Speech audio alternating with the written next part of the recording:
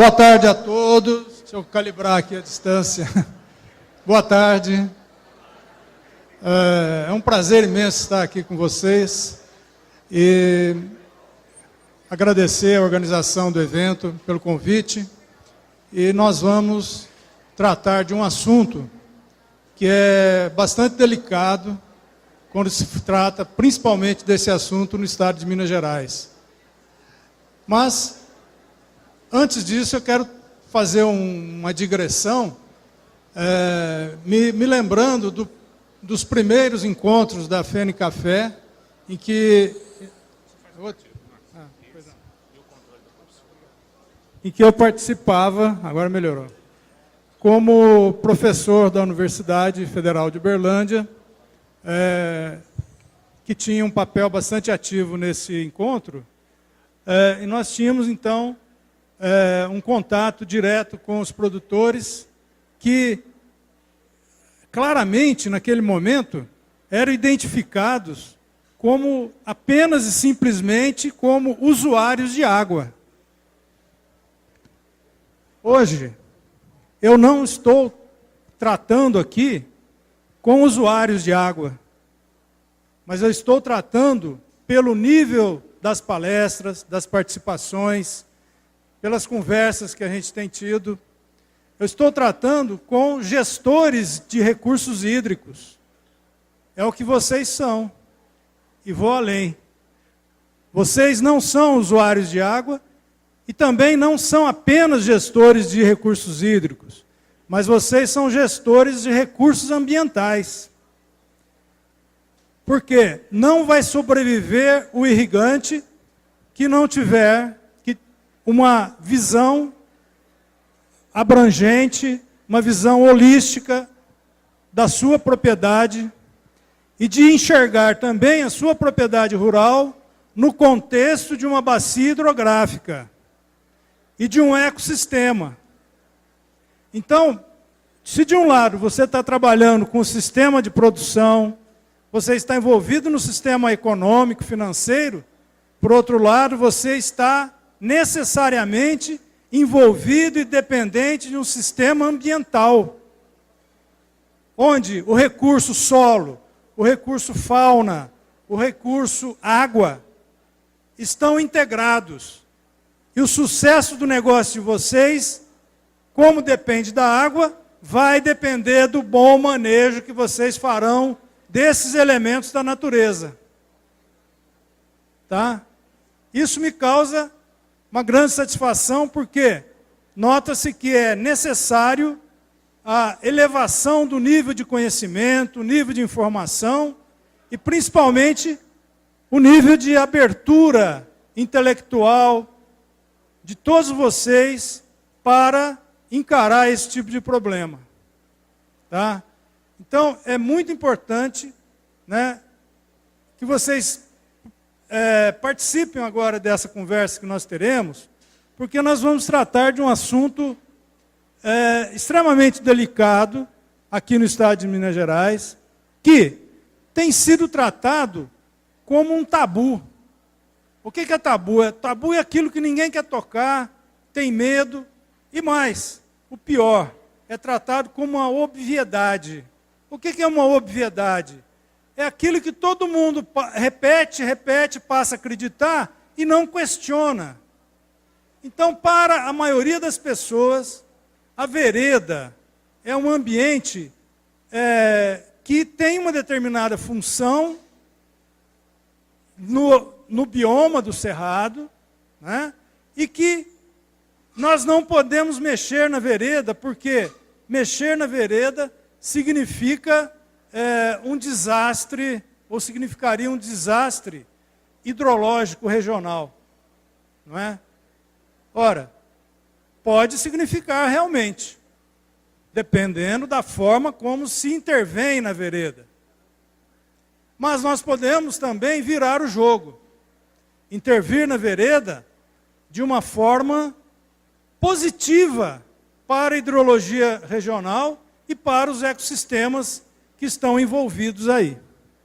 Então, eu me proponho a discutir agora com vocês essa questão onde nós temos, objetivamente, independentemente das causas que foram muito bem exploradas já pela manhã, pelo professor Molion,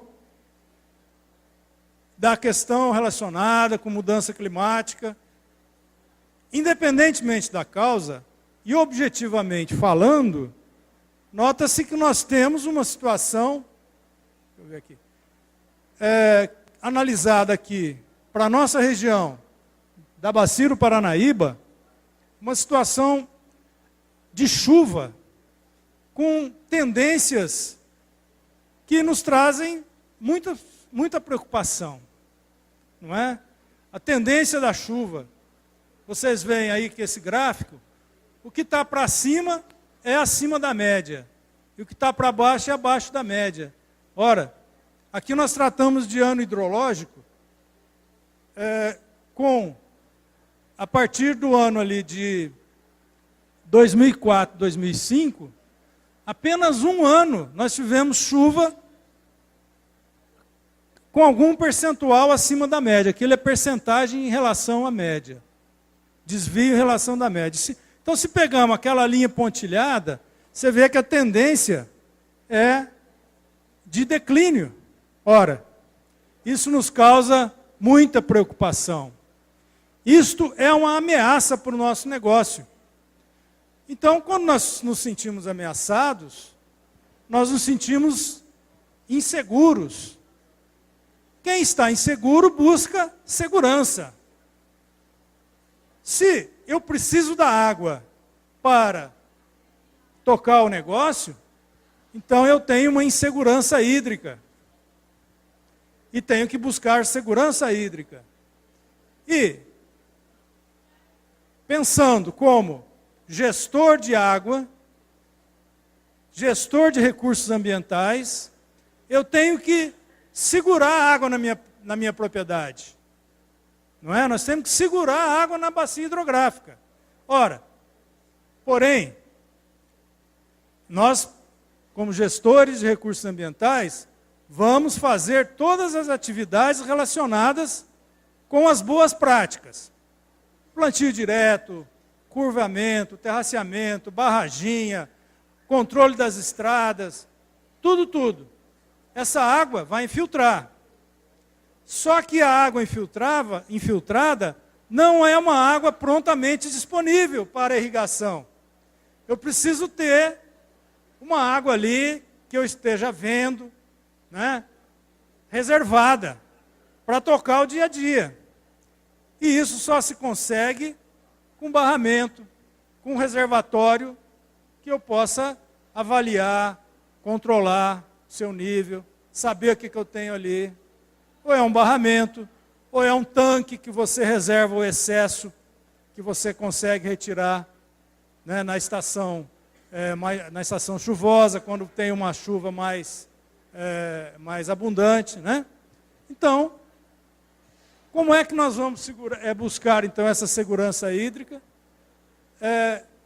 Quando, e é o caso da maioria, que tem ali uma vereda, onde existem questões que me impedem de construir um barramento. Bom, ainda nessa situação, então, o que nós vamos tratar hoje aqui com vocês? Primeiro, falar desses aspectos climáticos e hidrológicos da região do Cerrado e a necessidade do armazenamento da água, e falar da questão das veredas propriamente dita, como é que a vereda evoluiu, o que significa a vereda no quadro natural, não é? Da paisagem, e a dinâmica da água nesse ambiente de vereda. E, finalmente, a capacidade armazenadora das terras que circundam as veredas. E aí que está a chave da questão. Inclusive, eu fiquei muito feliz de ouvir na palestra do nosso amigo Deverell, quando ele fala reservação da água nos aquíferos. Ele usou essa expressão agora, que vai ser o ponto final e culminante da nossa fala aqui. Bom, Então nós vivemos numa situação, né? Eu estou dando aqui o exemplo mineiro, onde toda a área que está, deixa eu mostrar aqui, né? Não sei se eu consigo, aqui ó, nós temos aqui Triângulo Mineiro, Alto Paranaíba, noroeste de Minas, toda a região do Além São Francisco aqui, do Urucuia, né? São áreas onde nós temos a predominância de rochas sedimentares, nós temos aí formação Bauru, nós temos lá Urucuia, que são aquíferos muito importantes e muito interessantes, e que na paisagem nos parecem como chapadas. E são áreas excelentes para irrigação, por pivô central, principalmente, porque o relevo é relativamente plano, não é? Só que tem um detalhe, são áreas altas, onde estão as nascentes, não é? E qual é a disponibilidade hídrica dessas áreas? Olha, ela é relativamente boa. Nós temos um indicador que chama-se vazão específica. O que é a vazão específica? Eu gosto muito desse indicador, porque ele é integrado com os elementos da paisagem. A vazão específica é a capacidade que uma determinada área tem de produzir água. Por isso que ela é dada por litros por segundo por quilômetro quadrado. Então, por exemplo, amarelo ali significa que todo o Triângulo Mineiro, Alto Paranaíba, tem uma capacidade média de produzir de 15,45 a 22,15 litros de água por segundo a cada quilômetro quadrado. É a capacidade, então, de drenagem. Porque o que é o rio? O rio é um dreno da natureza. Nada mais que isso. E a noção de drenagem, todo mundo tem aqui. Né? Você tem um terreno pantanoso, onde tem excesso de água, como é que você retira o excesso de água? Cavando um canal. Ou seja, um dreno. O rio é um dreno da natureza.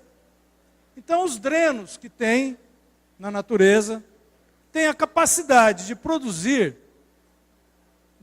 onde está em amarelo ali, de 15 a 22 litros por segundo, por quilômetro quadrado. Essa é a vazão média, de longo período, longo prazo. Mas, nós temos a vazão mínima, o famoso Q710, né, que é um índice que dá a vazão mínima de 7 dias. É a menor vazão mínima semanal num período de 10 anos. É o Q710, né? Olha como é que lá, agora está em azul claro o Triângulo Mineiro Alto Paranaíba. É de 1,45 a 2,95. De 1,5 a 3 litros, apenas e tão somente, na época seca. É pouquíssimo, é muito pouco.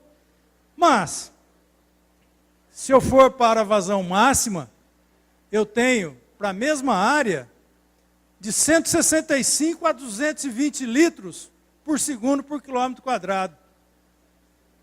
100 vezes mais a oferta de água que nós temos na natureza entre o período chuvoso e o período seco. Olha, já falaram de manhã aqui, nós não podemos deixar essa água ir para o mar, né? Muito menos para a Argentina, não é? Vamos reservar essa água. Mas reservar onde? Na paisagem, nos aquíferos. Mas, e a água prontamente disponível? Em reservatórios. Tá? Aí, eu encontro, né, apenas para ilustrar essa disparidade, nós temos aqui o balanço hídrico em Paracatu, onde nós vamos ter, período seco, né? Nós temos um déficit hídrico do solo, muito acentuado, e olha o excedente em azul aqui, no período chuvoso. Ora, nós temos, no total, chuvas acima de 1.500, 2.000 milímetros, em termos médios. Só que isso é concentrado 5 meses, 6 meses. Né? Quando vem uma anomalia que me retira a água do verão, passa um mês de janeiro inteiro sem chover, aí que a coisa desanda mesmo. Por quê? Não existe uma recarga natural dos solos que vão alimentar os rios durante a estação seca. Tá? É o que tem ocorrido. Né? A mesma coisa para Capinópolis, mais aqui próximo. Né? Mas vamos falar então da vereda, que é o ambiente que eu tenho para fazer a intervenção e poder fazer o reservatório. Bom, existe um conceito de vereda, todos conhecem, né, que é um ambiente de elevada umidade, ele é um ambiente de solo hidromórfico, então ele é um ambiente permanentemente úmido, né, e fala, né, que é um campo, um ambiente do cerrado, só que é um ambiente úmido, né, que está associado à drenagem. E é circundado por um ambiente seco, tá? Em boa parte do ano, que é onde tem o cerrado propriamente dito. Inclusive, ele é definido na lei, né, no Código Florestal Brasileiro de 2012. Ele tem esse conceito, né, que é uma fitofisionomia da savana, ou seja, do cerrado. Bom, o conceito interessa para a gente fazer uma ideia, mas o que essa paisagem todos conhecem, né? É muito bonito, ele é realmente um ícone da nossa paisagem do cerrado, porque, e com razão, você anda quilômetros e quilômetros, imagina aí você no tempo dos tropeiros, andando quilômetros, quilômetros pelo cerrado seco, chegar numa vereda com água, com sombra, né, com ambiente fresco. Isso realmente tem que ser preservado. E ninguém está falando na destruição disso aí. Tá? Porém, é o único lugar que eu tenho para fazer uma intervenção e obter a água. Mas qual é a maneira melhor de fazer essa intervenção? Eu não sou favorável à destruição das veredas. O ano passado, na reunião da ABID, em Brasília, lá no CNA, eu fiz essa palestra de uma maneira até bem condensada, e na hora do intervalo, eu fui praticamente agredido por um ambientalista, dizendo que eu estava propondo a destruição das veredas. Nada disso. Muito pelo contrário. Vamos utilizar uma forma mais racional para utilizar a água das veredas. Com reservação? Sim, com reservação. Mas para fazer isso, nós precisamos entender mais como é que funciona, como é que as veredas foram formadas, qual a sua gênese, enfim. Né? Então, se a gente fizer um perfil da vereda, né, nós vamos ver que a vegetação, ela é uma vegetação de cerrado, porém, é uma vegetação de ambiente úmido. Mas vamos ver como é que elas surgiram e como é que elas evoluíram e chegaram até nós. Ó, vamos pensar assim. O professor Molhão falou hoje de manhã dos paleoclimas, né? A climatologia do último 1 milhão de anos, das variações climáticas que ocorreram. E vamos falar aí, no final da última glaciação, 12 mil, 15 mil anos atrás, nós tínhamos o quê? Um clima frio e seco. As chuvas eram torrenciais, como é típica do semiárido. Quando você tem no semiárido as chuvas torrenciais, o que elas carregam de sedimento? Elas carregam areia, elas carregam seixos, carregam blocos. Né? Então, quando começou a haver a transição do clima seco e frio, né? O que nós tínhamos nos drenos naturais? Esses drenos já existiam, foram formados, inclusive, nesse período, né? E lá no fundo, material, né? Material da seixos, areia, aqui no fundo, né? Rocha sedimentar, tá? E com o clima aquecendo, se tornando úmido, o que vai acontecer? As argilas começam a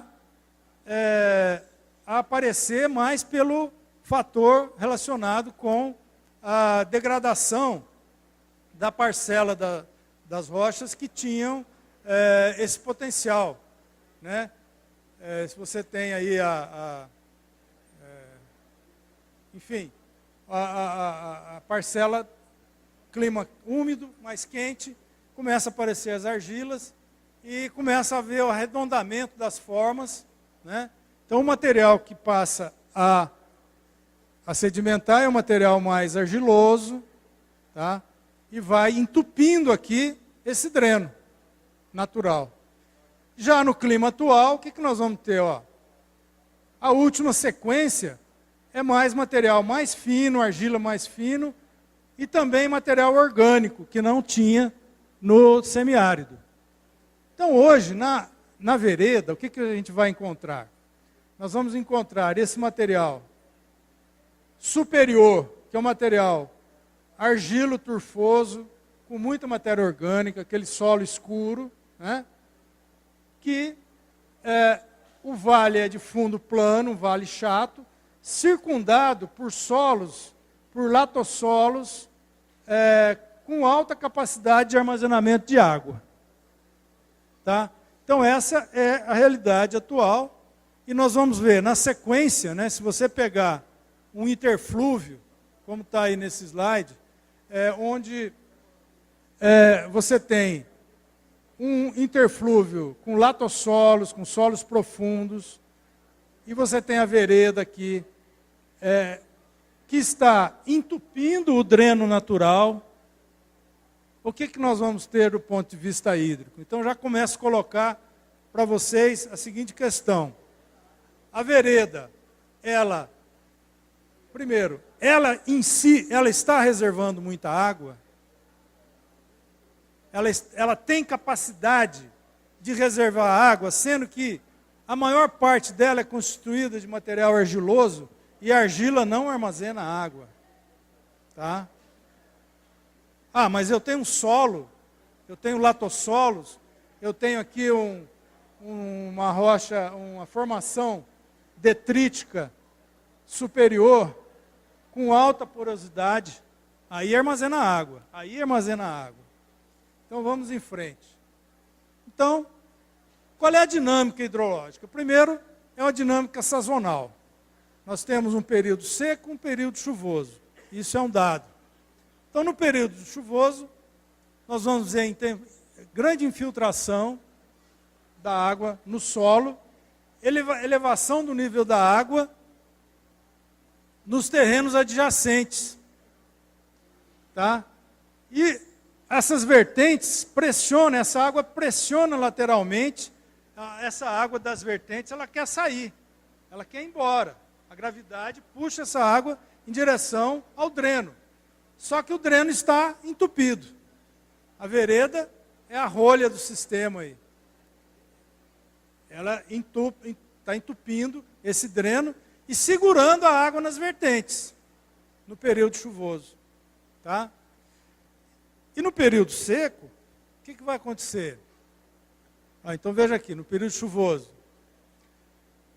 né, ilustrando aquilo que eu acabei de dizer. Olha, a água aqui, o NA está alto, o nível da água está alto, a água está forçando a saída, mas vai encontrar uma vereda úmida, com saturação hídrica. A vereda está saturada. Então a água não consegue sair do solo adjacente para o dreno, porque o dreno está entupido e cheio de água.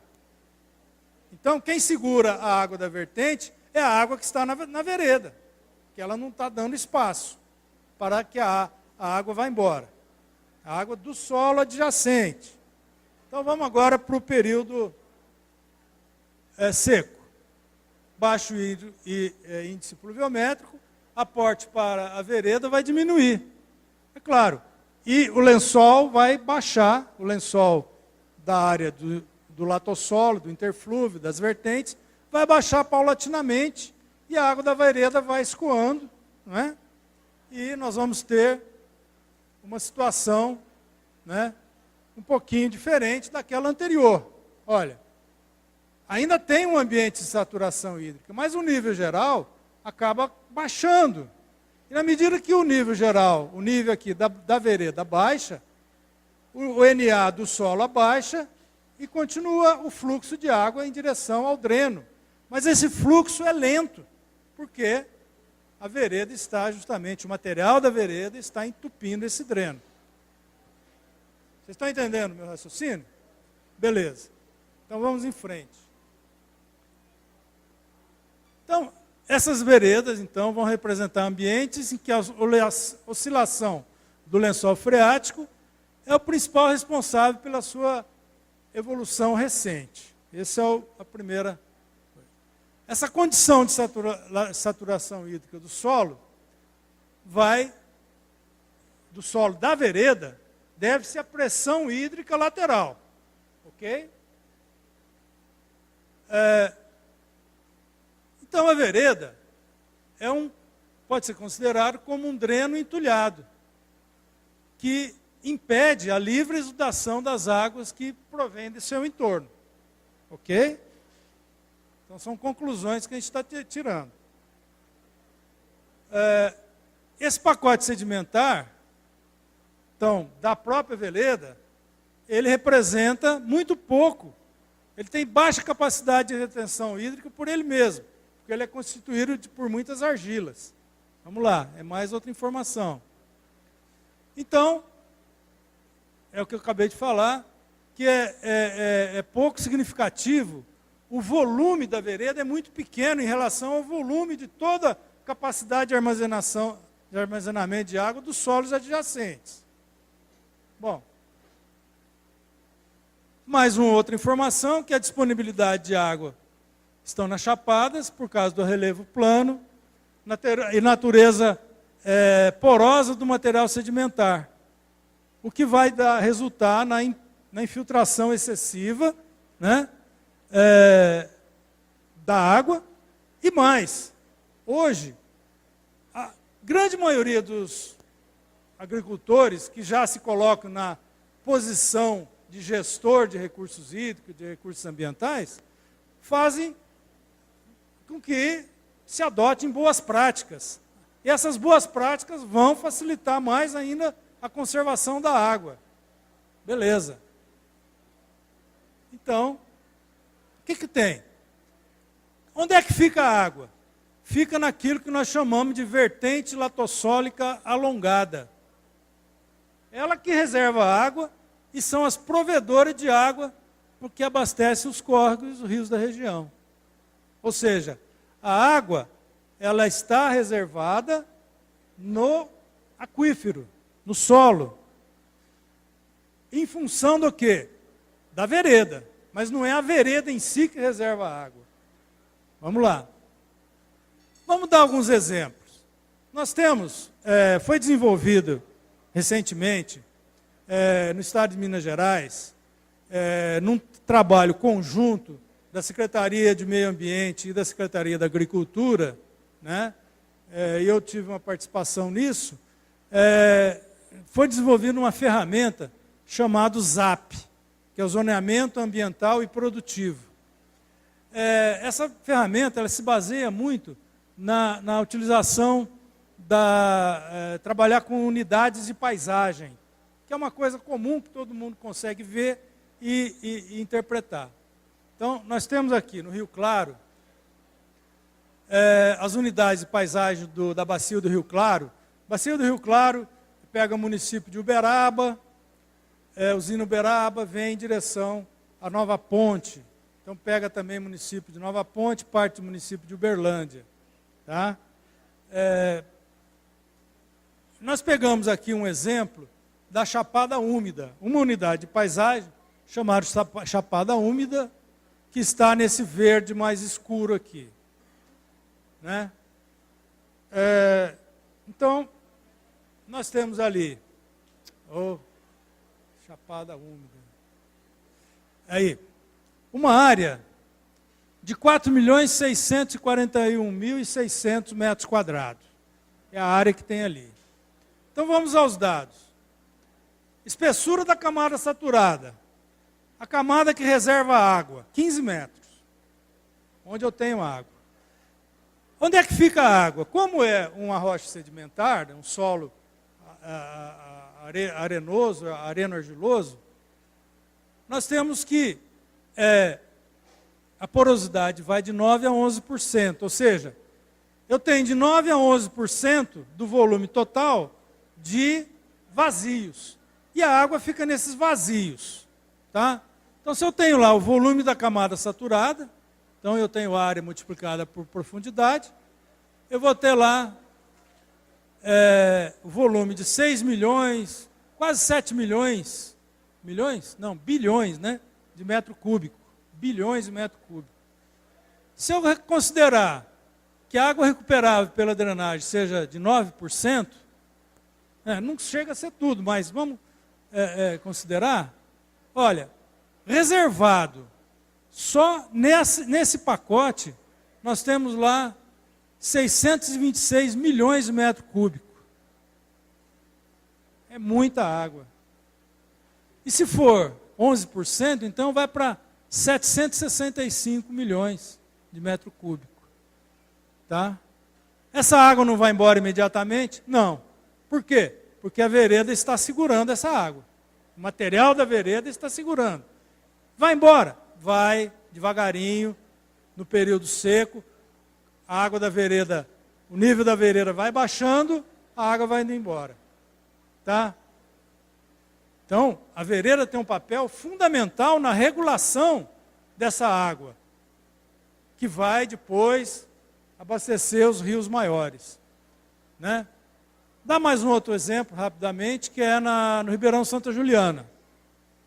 Né? Ribeirão Santa Juliana, município de Santa Juliana, Perdizes, Pedrinópolis, aqui na bacia do Araguari.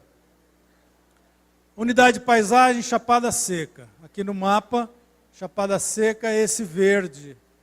É o verde mais palmeiras aí. Né? Palmeirense aí sabe o que eu estou falando. Tá? Bom, o que eu tenho lá? A área 339 milhões de metros quadrados, espessura da camada saturada menor, é 10 metros, é chapada seca, já não é chapada úmida. Porosidade da camada saturada de 5% a 8%. Utilizando 5%, eu tenho em torno de 170 milhões de metros cúbicos. Água recuperável 8%, 270 milhões de metros cúbicos. Inclusive pelo fato de eu trabalhar com os produtores ali da bacia de Santa Juliana, o uso potencial, inclusive nesse mapa anterior aqui, tem ali uns dados que não dá para ver, mas nós calculamos o uso potencial de água ali, por irrigação, a demanda potencial é de 55 milhões. A demanda potencial na bacia, por irrigação do Santa Juliana, é de 55 milhões por ano. Tá? Então, eu tenho reservado, na paisagem, só na Chapada Úmida, 170 milhões. Tá? Mas nós precisamos materializar essa água. Como é que vai fazer? Né?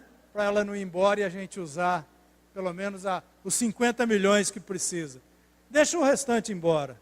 Já está de bom tamanho. Né? Então, precisamos fazer barragem.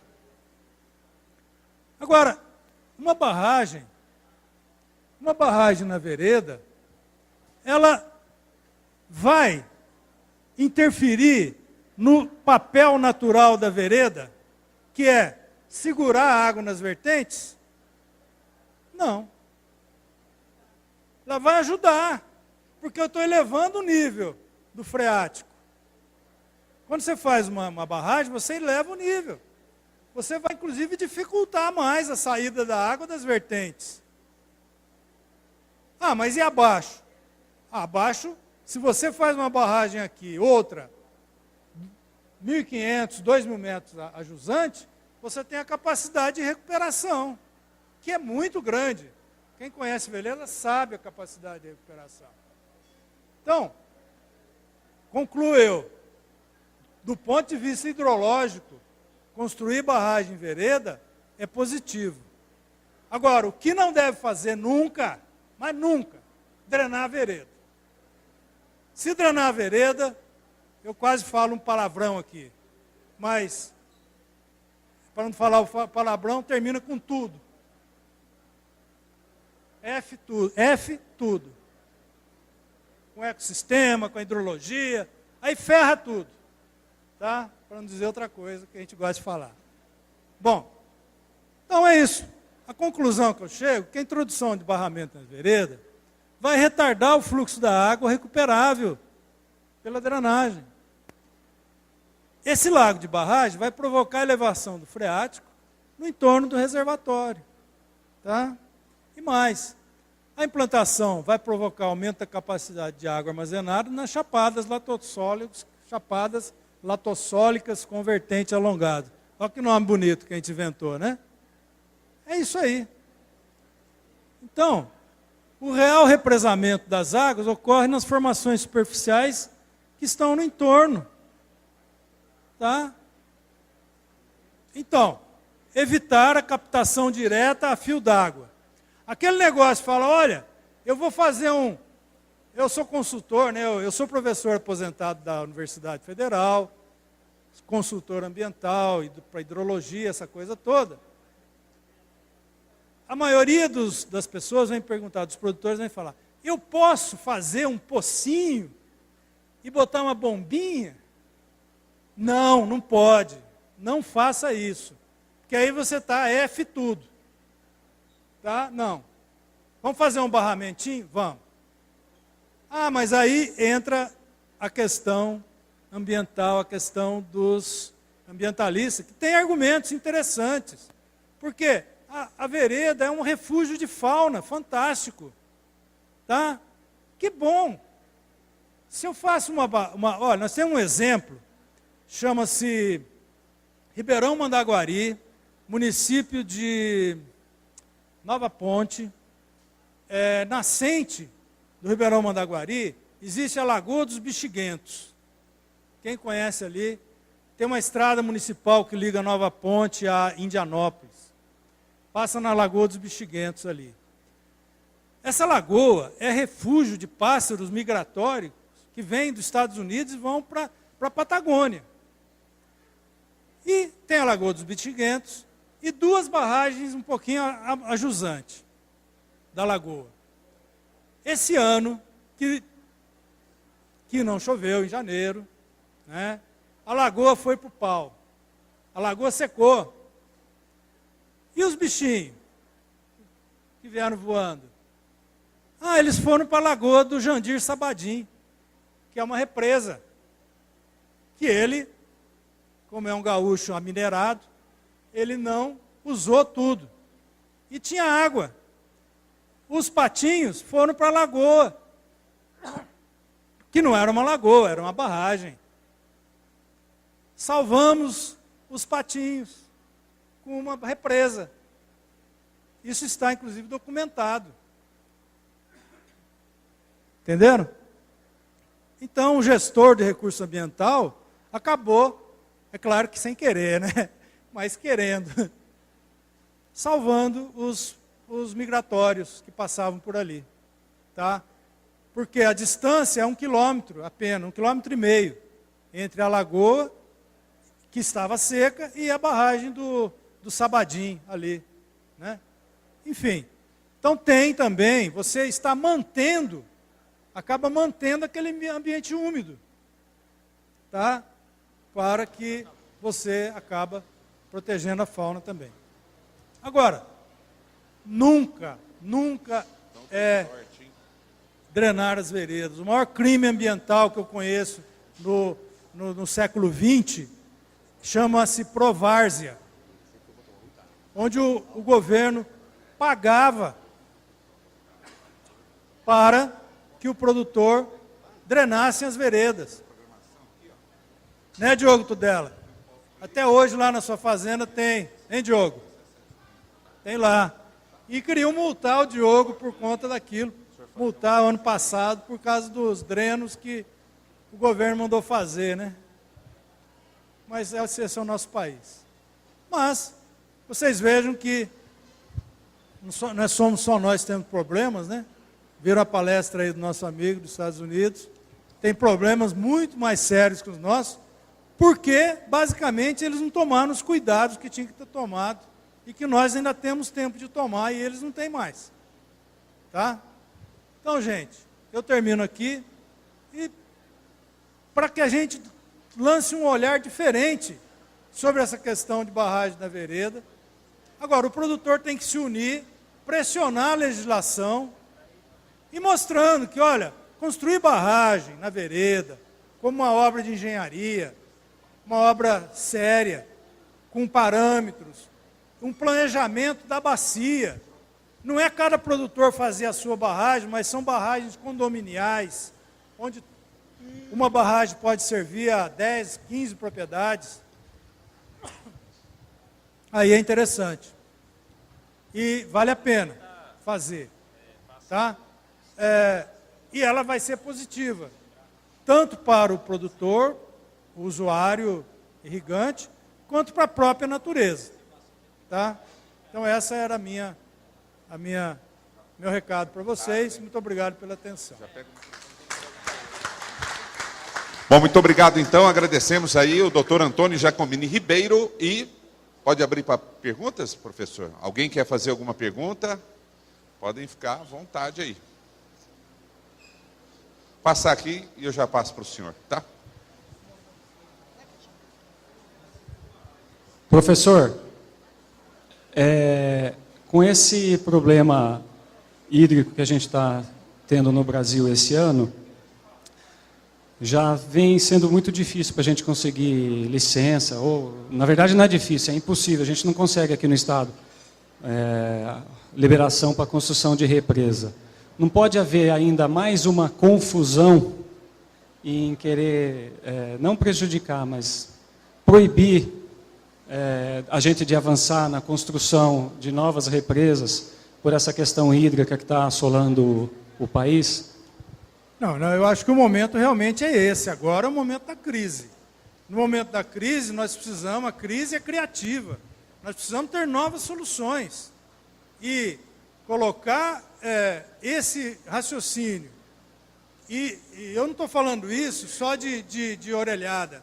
Nós, durante nossa carreira, nós pesquisamos o assunto. Temos medições de piezômetro, mostrando de onde é que vem a água, para onde vai, não é? Só que o nosso palestrante anterior também falou uma coisa interessante, a ciência combativa.